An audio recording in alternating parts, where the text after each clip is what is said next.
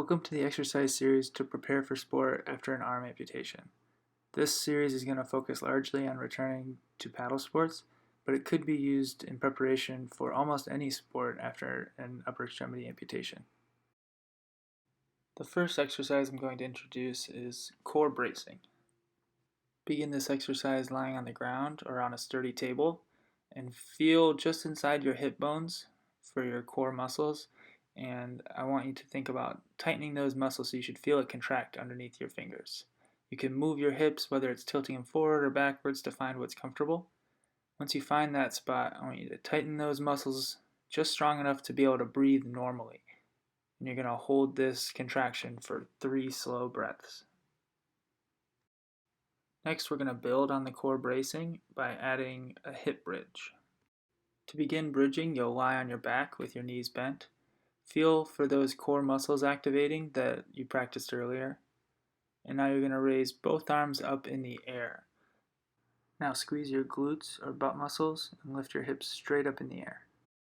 Hold this position, keeping your body as straight as you can for 5 to 10 seconds, depending on what's challenging.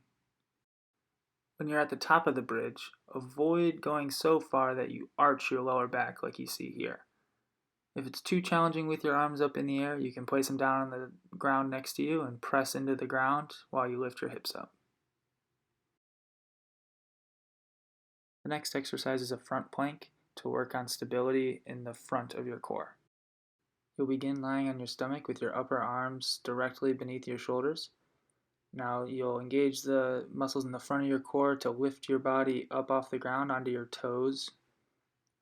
You want to hold your body in as straight a position as you can for anywhere from 5 to 10 seconds to begin with.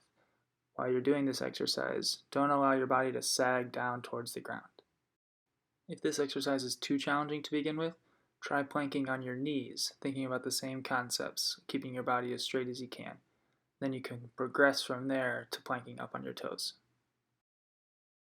If your level of amputation is above the elbow, you may have to use a towel or pad underneath the residual limb to provide comfort and to level out the shoulders. Make sure that the level of this pad doesn't force your body to turn in any direction. Next, we'll focus on shoulder stability using a Y's, T's, and I's exercise. You'll begin lying on the side of your bed or a sturdy table like this. Keep your arm as straight as you can and first start lifting it out on an angle like a Y, and then out to the side, making a T shape, and then back towards your hip, making an I shape. You should perform this exercise on both sides using one arm at a time. Try not to let the elbow bend, and lift the arm as high as you can while keeping it straight. You can add a weight in your hand or wrap an ankle weight around your residual limb to increase resistance. Next, we'll add a couple standing exercises, starting with the hip hinge. To start, you'll need a dowel rod or a broomstick works well. That's what I'm using here. And you'll place this stick on your back, and it should make contact with the back of your head, between your shoulder blades, and the top of your butt.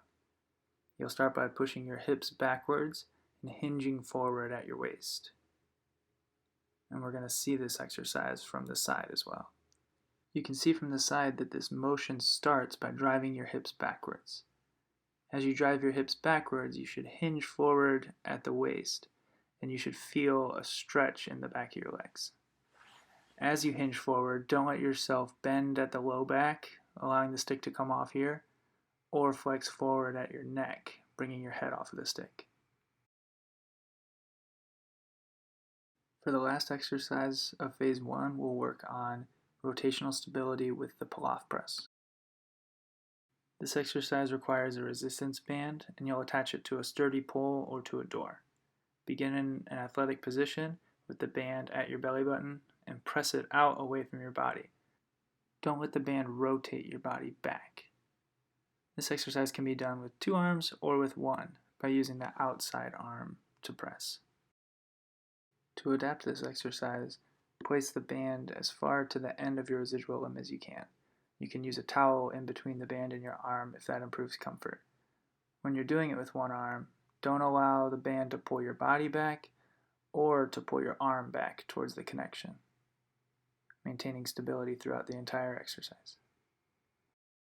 From the side, you can see the athletic position to start in, hinging slightly forward at the hips and pressing the band as far away from your body as you can. The farther the band is pressed, the more difficult the exercise will be. You can also adjust by stepping farther away from the wall or increasing the resistance of the band.